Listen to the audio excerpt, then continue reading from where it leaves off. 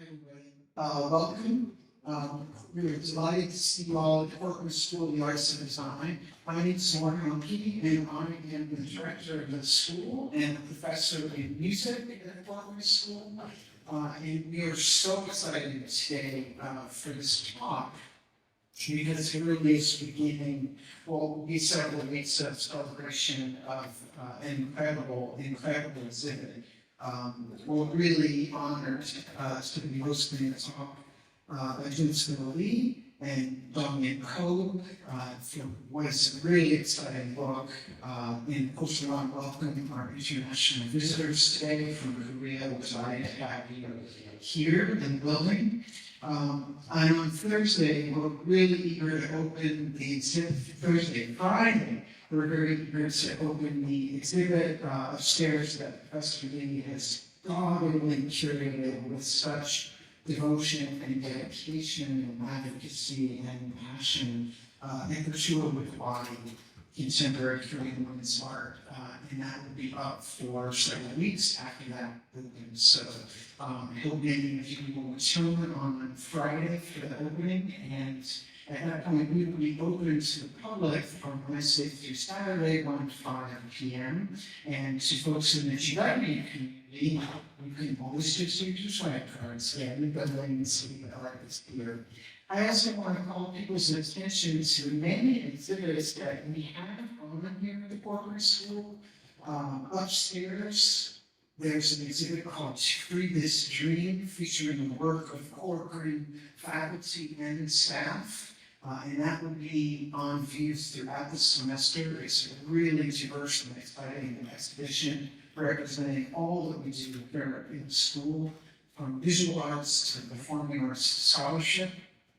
Going up really right before our eyes in the center atrium, an exhibition called Americas, that by two photographers from the artist-led organization For Freedoms that will open on Thursday, exploring different notions of American identity.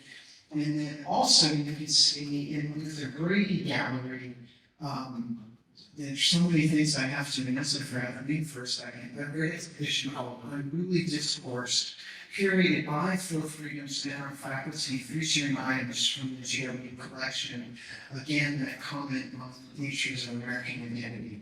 So the building is booming. There are also performances here on a regular basis, so I really encourage you to check out what we have on offer with our students and our faculty and the community here in the Corcoran. We're really in for a treat today. We're really excited to have you all here. I want to welcome next the Director of the Institute of Korean Studies, Celeste Arrington. Thanks.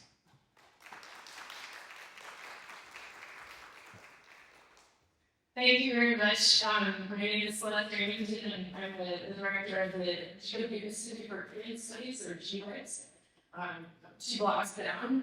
And this is actually the first time I've been to this building, so it's a great honor. And I wanted to offer a few congratulatory remarks that also emphasize how much this type of event and this type of scholarship fits in with the GW Institute for Korean Studies mission, which, since we were founded in 2016, has been to expand the knowledge and the discussion about the Korean Peninsula here with the development in DC.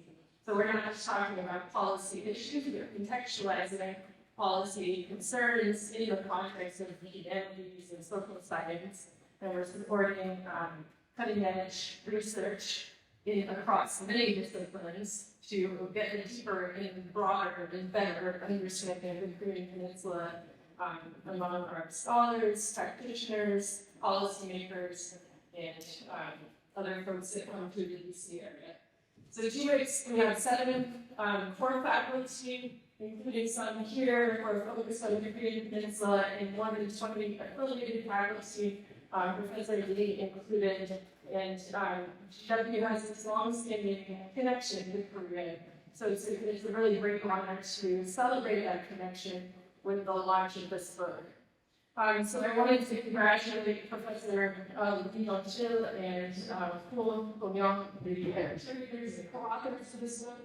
The textbook is really impressive, And I, as a political scientist, was deeply amused to read the people of content sort of for example, the action on pretty much exactly with my syllabus of Korean politics.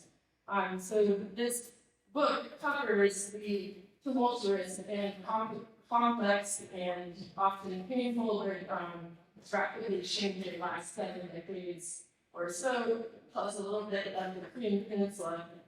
And really puts, as the title says, Korean art in context. So it's exactly what the show makes to do for Korean studies, aiming to do Korea in broader context. This book is beautifully illustrated, and being married to an art historian, I know how difficult it can sometimes be to get the illustrations permission historians, so congratulations on that process. And I really look forward to hearing more about this book and seeing it used and read widely, and to continue to foster a complex and rich understanding of the Korean Peninsula here at GMU and more broadly in the DC area. So congratulations.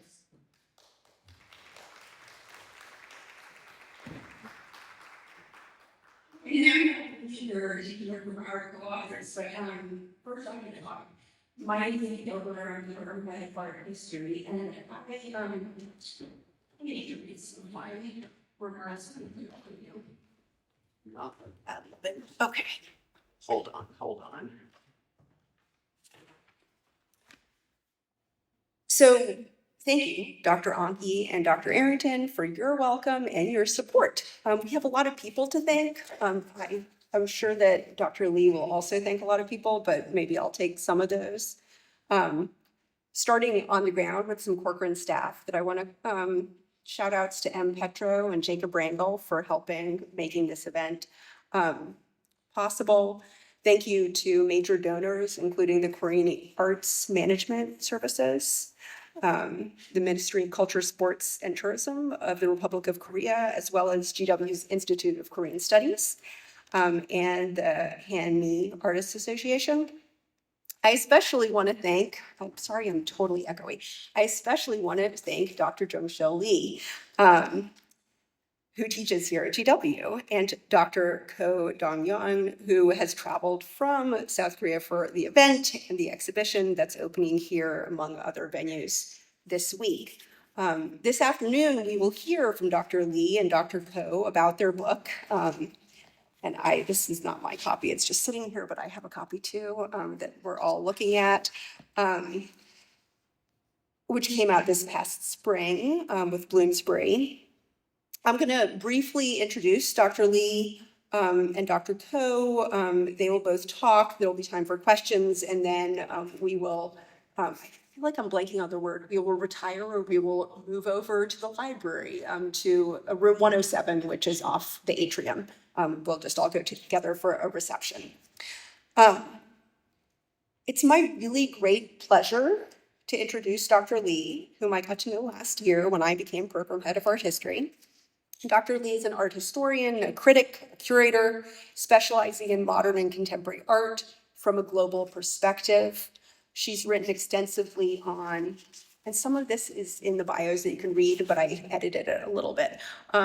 She works on Asian artists who challenge traditional artistic norms by incorporating traumatic histories into their work. Recent publications include Soaring, Korean American Artists, which came out in Asia Pacific Journal just this past August, and the co-authored anthology Comfort Women, A Movement for Justice and Women's Rights in the United States from 2020. She's curated many exhibitions in venues around the DMV, like the Katzen Art Center at American University, as well as in New York and Seoul, and so on. Her most recent curatorial endeavor, A Caricature with the Body, Contemporary Korean Women Artists, the collaboration that we've heard about with Dr. Ko, opens this week in 3 venues. First, the Korean Cultural Center on Thursday from 5 to 7:30. Then here on Friday at 3 to 5. Then you can just move straight on at 5 o'clock to Hillier, up the street in DuPont, where they're also hosting an artist talk on Saturday. So there's nonstop events for this very ambitious 3-location exhibition. Before passing the mic to Dr. Lee, I want to introduce her collaborator, co-author, co-curator, I want to say co-conspirator, but I don't know if you embrace that. Dr. Ko, we are so honored to welcome you here this afternoon. Dr. Ko is an art historian, curator, and critic who specializes in post-war American art and contemporary Korean art.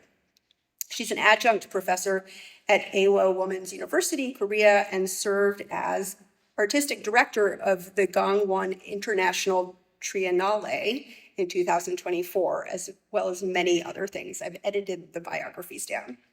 Dr. Ko's criticism and essays have appeared in journals including Flash Art, Modern Art Asia, Photography and Culture, and Positions. Her recent publications include The Paradoxical Place of the Female Body in Feminist Arts in South Korea, and a book, The Korean War and Post-Memory Generation, Korean Contemporary Art and Film. And of course, Dr. Ko is co-author of today's publication that we are celebrating. So Dr. Lee, please.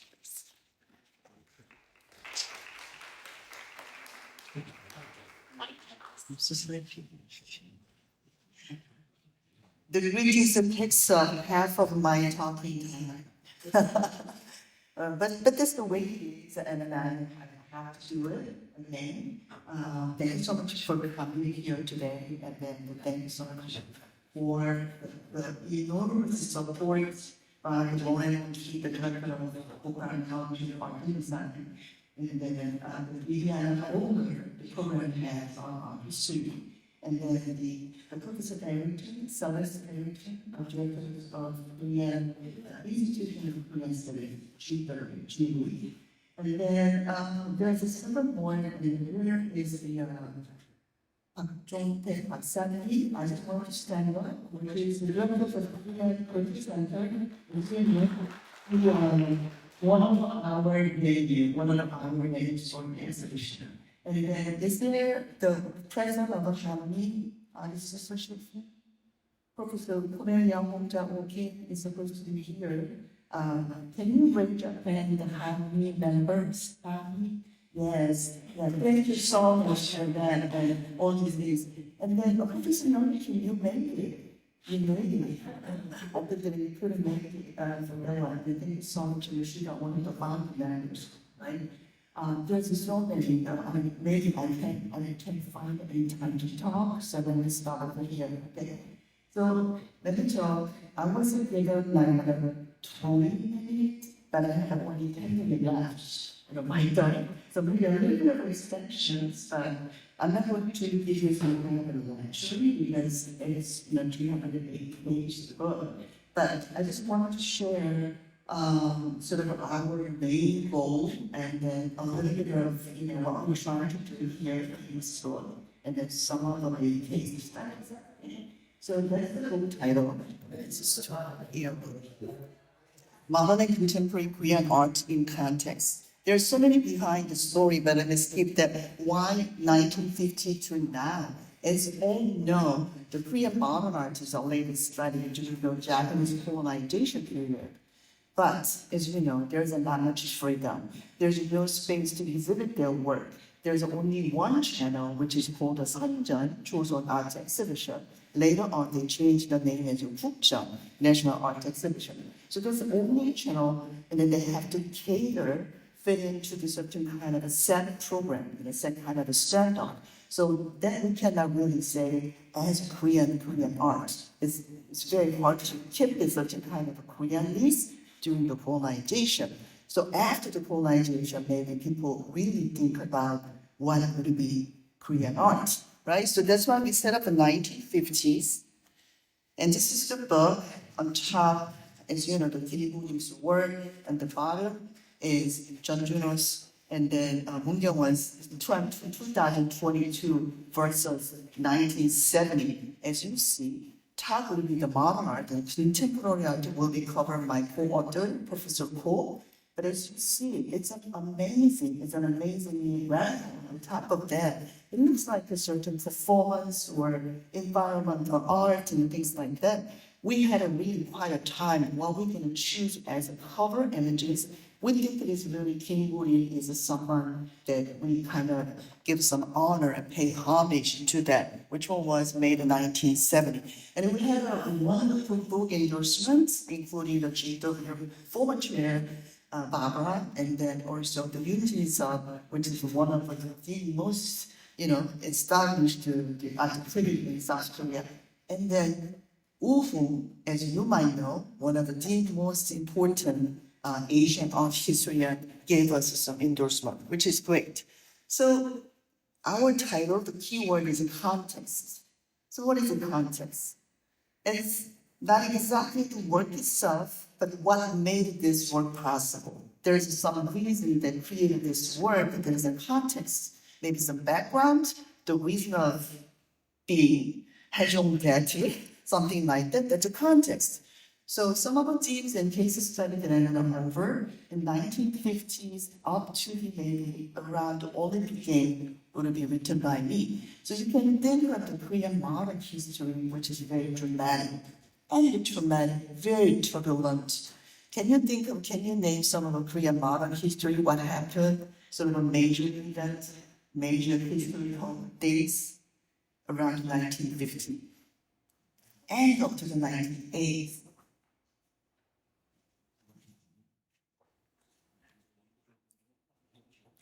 Right after the decolonization, 1910 up to the 1945, right?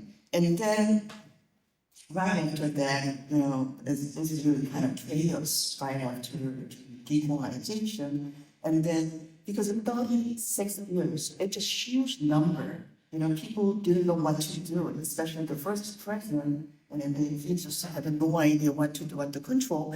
And then there's a lot of post-colonial criticism because there are some of the things that people cannot change overnight. So post-colonial criticism is one thing, and then Korean War, national division after that. And outcomes of course, is Cold War. Nobody didn't want to split the country as a two at the time. And then usually reason is, that the President Park Chung-hee, and then followed by the President Chang Doo-hwan, would be maybe the darkest age in South Korea, something like the Gwangju uprising. Already past the 5 minutes. And then democratization movement, huge movement around that.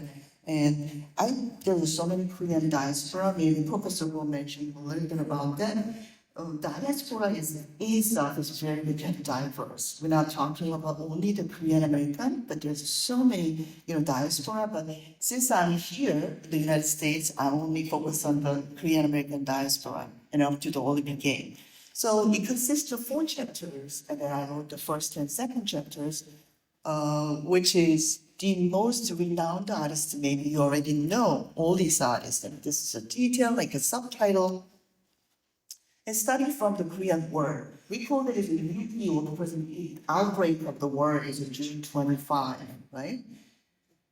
Think about it. There is no room to create anything else during the wartime. The lack of material. There's no place to show their work. There's no gallery and museum. There's only tea house. We call it as a daebang, where the people can discuss and people can show their work. There is something that is very important around the time is 국민보도연맹. In English translation, we always start with the Korean word, and then inside of a parenthesis, we have an English translation, National Guidance Alliance. There is a very strong fear after the war, or even before the war, like in communists, if the people kind of got into too much into the communism or a communist sympathizer. So even before the wartime, they created this alliance and they tried to control the people, a lot of censorship, even kill the people with some kind of suspicions and doubts and fear. They tried to kill the people, which is very horrible history actually.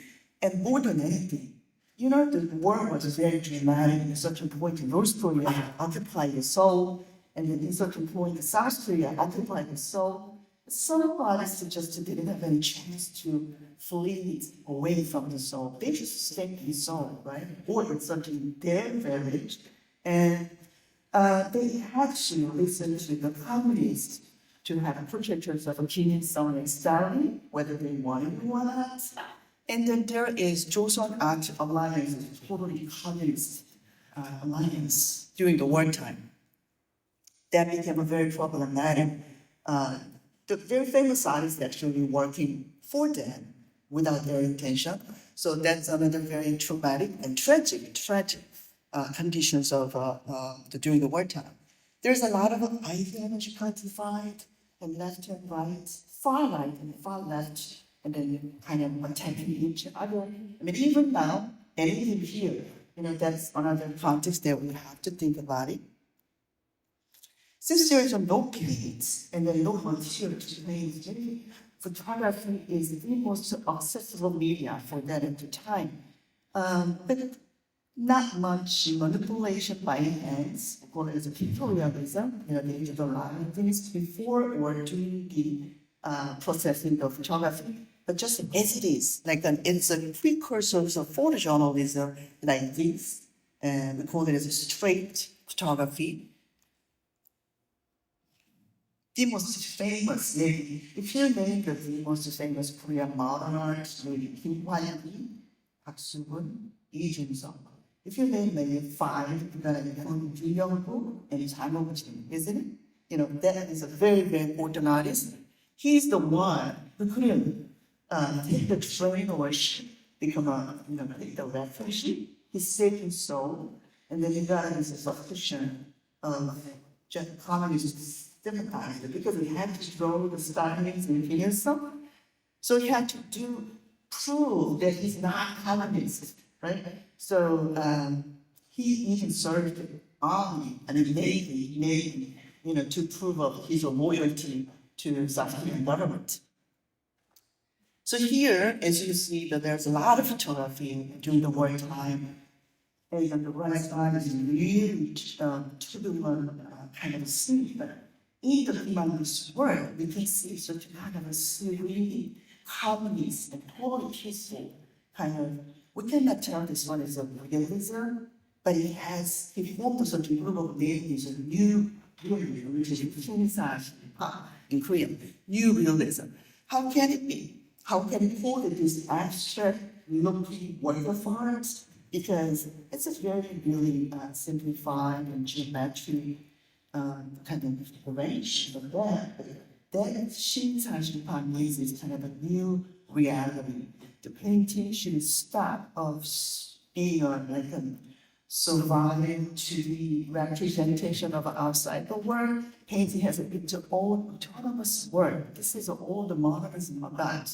As you know, that the modernism started from the money, followed by impressionism and conceptualism, and they trust the painting or work of art has its own word without representing outside the world. So in that sense, so Shin-Sa-Shin-Pa is just a name, but it's a kind of modernism.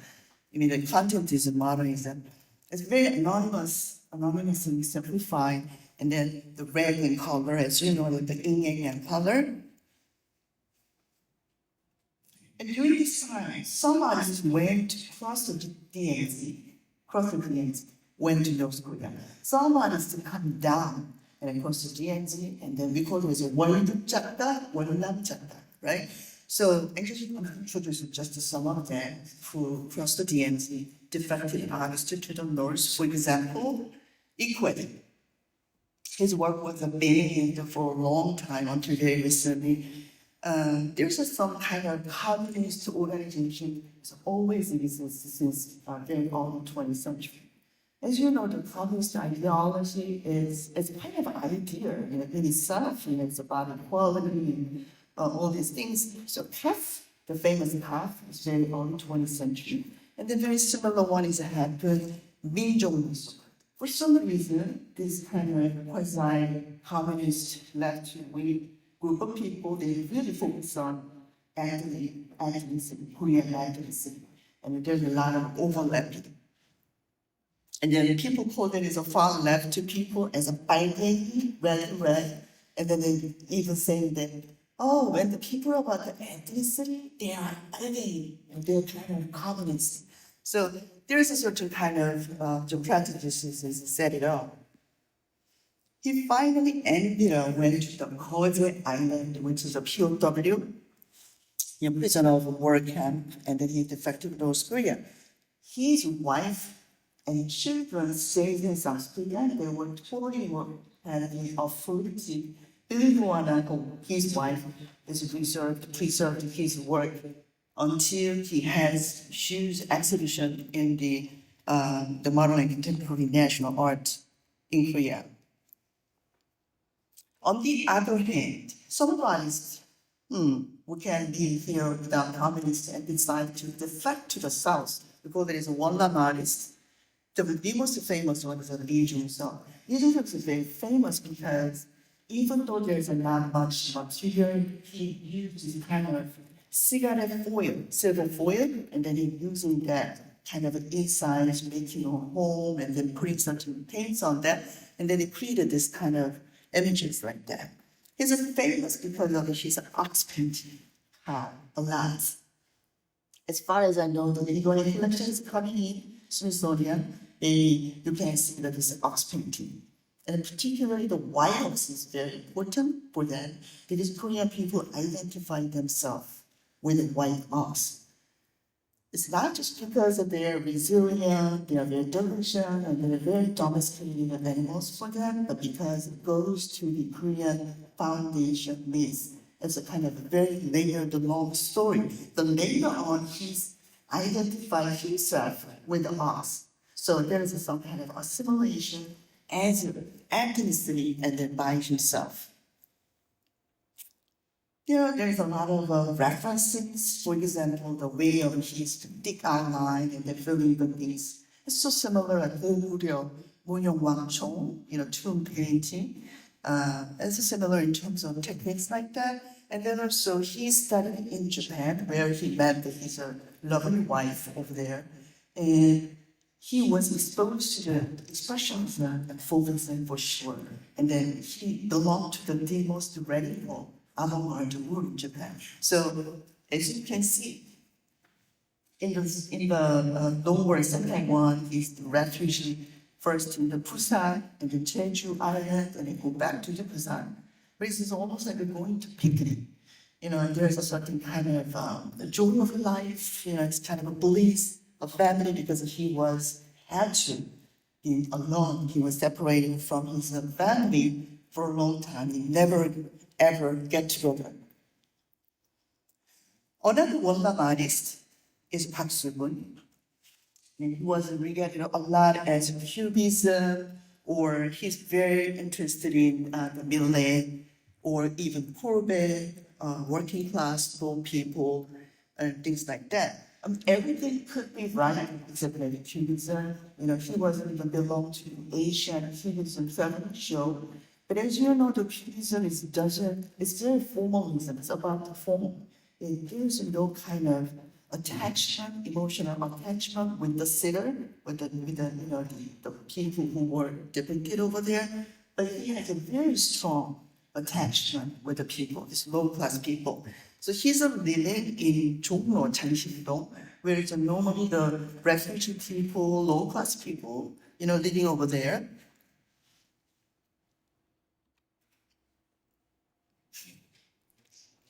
I don't know if I can do that. Okay. Korean modernism, the second section is a national identity and expression. So there was a Korean artist's job. How can we create or how can we produce something really Korean-ness, unlike European or American or even Japanese?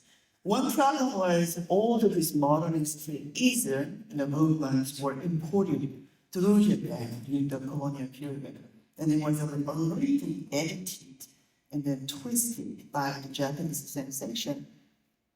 And the other problem was, as you know, that from Malay and Impressionism, there was a certain kind of a logical flow and a certain kind of an effort and then those are the consequences, one must and by the other. But in Korean cases, everything comes together as a set, and then the peoples are almost pick and choose whatever they like, and then a little bit of a mix with the Korean needs. So, for example, Yu Young-book's case, he studied total abstraction in the 1930, total abstraction, totally non-figurative work. And then once he came back to the Korea after studying Japan, he just started to find out the beauty of mountain, and that is photography, all the countries to take a picture of the mountain. He kind of getting back to a little bit of a motif of mountain. Actually, the mountain is loved by Korean modern artists. It's always there, mountain. And then Korean is cannot live with the mountain because our foundational needs starting from the Paektu mountain. And then the story is actually some kind of energy, ki, some spirits is kind of starting from the Paektu mountain, and then we call it as Paektu Daega, is almost the spine of the land. It's continuing to all these mountains. That's why the first thing by the Japanese invader is cutting off the energy. They literally trees are kind of a pole entrances of the mountains. And the mountains is so important, and people literally worship Sanxin as a god, mountain god, Sanxin. It's because of that's our Aboriginal shamanistic belief. Kim Hwan-gi incorporated a lot of Korean motif, and more than anything, maybe the moonja is the one that became a national identity. Ceramics, moon, plum trees, and crane, symbols of longevity and prosperity. Particularly, the moonja, the term itself is made by Kim Hwan-gi, and during the Olympic Games, it was largely promoted. Korean governments just started to think the importance of culture and art. And then during the Olympic Games, and then they appropriate a lot of Korean things. Gender politics. We try to include a lot of women artists. As you know, that the Bang Ne-hyun is an amazing one. And then the Chung Young-ja. Well, in my book, we start from the Na herself, which is very early 20th century. Someone who's really kind of paved the way the later, the feminists work. Especially the Chung Young-ja's work, is the snake. Snake is very different from the Western perspective. The snake is from the Genesis, it's like a tempter, like a devil with things. But in Asian cultures, normally, let alone the snake goddess, Minnow and Snowy goddess, or the snake is always treated as something very auspicious, some prosperous. This is something we want.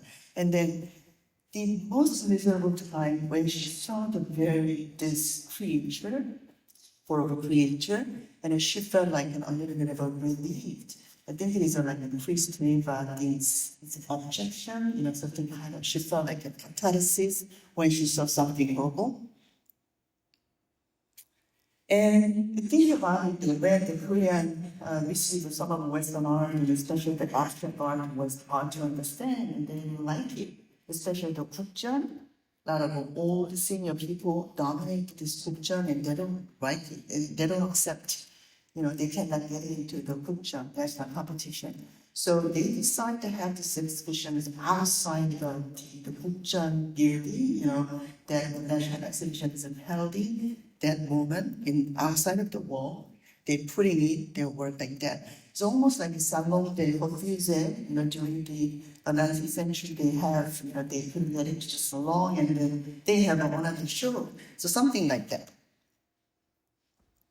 Maybe the most radical, and I think it's the most revolutionary group of people will be this experimental art starting from the Kim Uri and Shi Tangganja. They made many groups at the time. And she made almost the first nude performance from the public, in Tabaj, tea house. And he made this video far before or around the time, and even he collaborated with the Kangnam about the media art. So precursors of the media arts. And the other thing is something like cover, he set the fire here to the Han River, some bay, and then the fire is, just one by one. And then people kind of thinking of the passage of time. Maybe the Westerner received this one, some environmental art, process art, or things like that. But actually, his basic concept is a Taoism. Taoism, T or D, Taoism. And then he thought that every energy which is flowing and circle around every entity and human beings and vegetables and everything. I just finished only one chapter. Let me run the second chapters. Maybe the most successful book of all will be the Tiny Step, which is Korean monochrome painting. Korean monochrome, the monochrome is very widely monochrome paintings and everywhere. The Koreans just decided to change the name. They decided to use the Tiny Step because they wanted to differentiate themselves from many monochrome paintings.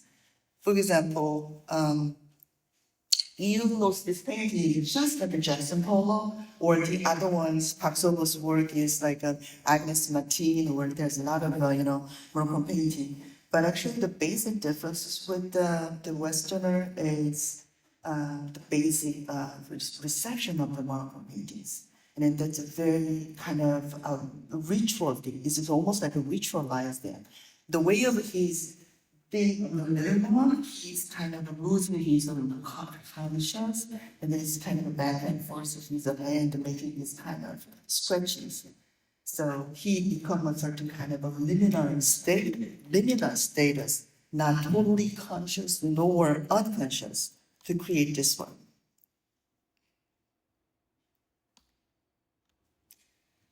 The other very Korean, unique artistic movement would be the Minjung art, the Minjungism, and it's against this, that the dictatorship started from the Park Chung-hee and then Chun Do-hwan, and 1980, Gwangju uprising. As you know, that is a very horrible thing. And then to get this image, actually, I have to shuffle around 240,000 photography to select only one photography.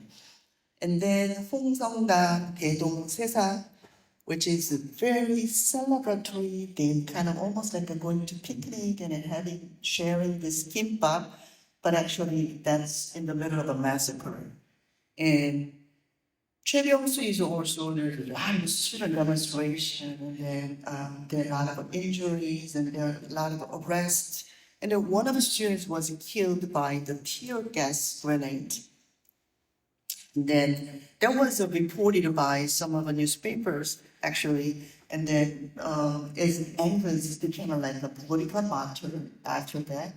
And that is appropriated so many times, even the later in the ghost chapters, the Sept, like that. During this Minjung artist, it's very ethnic oriented. One of the scholars saying the Korean nationalism is not the nationalism of the West, totally different.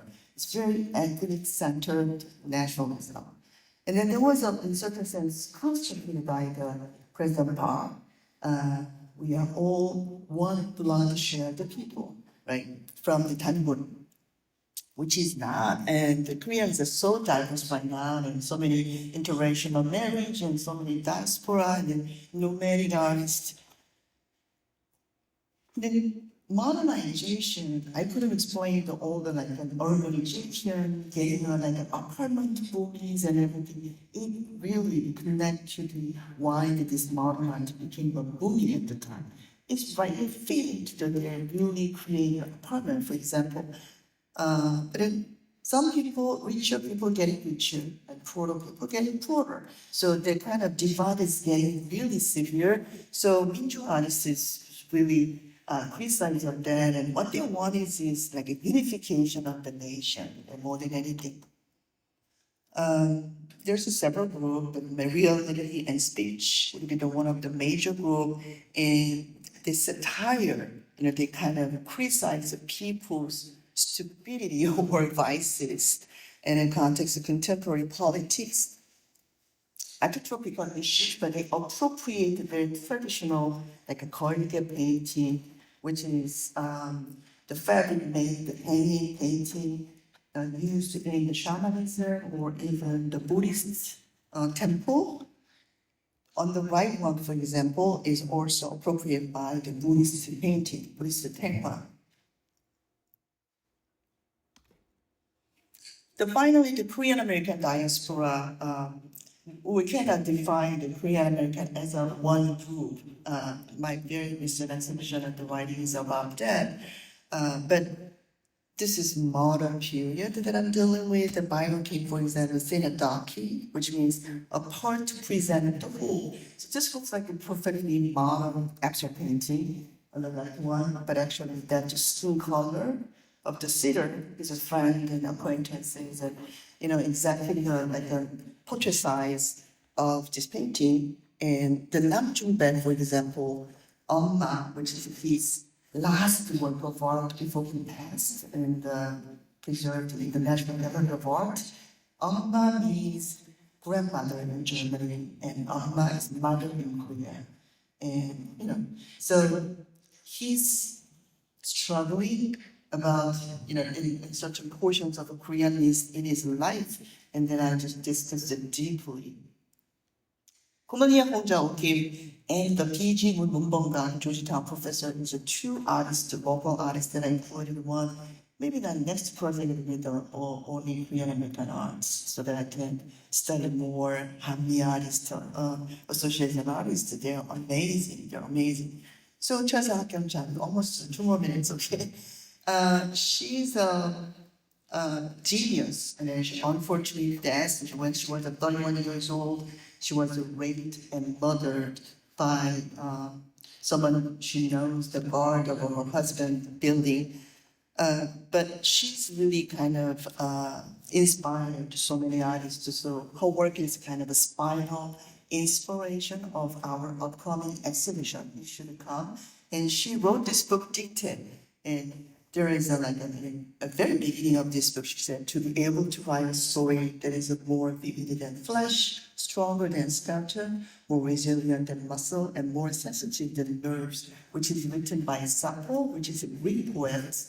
And when we have this exhibition, we start from the thinking that the women artists have been always excluded from literary culture, the male-dominated patriarchal culture.